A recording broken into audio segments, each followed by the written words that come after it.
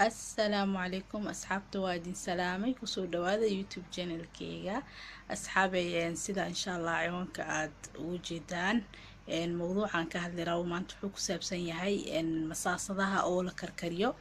أصحابي مساصدها لكركريو هورتا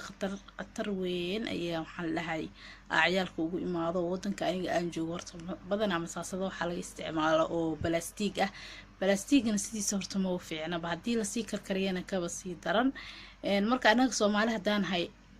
waxa aaminsanahay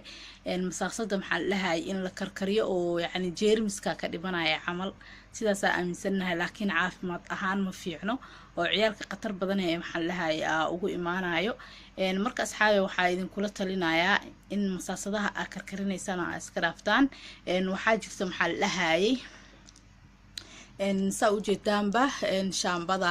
shaambadan bakteeriyada dishaa oo maxal lahay masaasadaha ciyaalka loogu talagalay waa tasaa masaasada ku soo garan si fiican ina suga waxa rajaynayaa in si fiican ugu jeedaan marka asxaabay waxa idin kula talinayaa in shaambada ku dhaqdaan kadibna maxal lahay biyo kuleel maxal lahay wax yar kululushaan ka daadisaan laakiin masaasada inta digsiga dab kala saartaan oo lagu iloowayo hal iska dhaafo qatar waaye ciyaalka ay ku dhimanayaan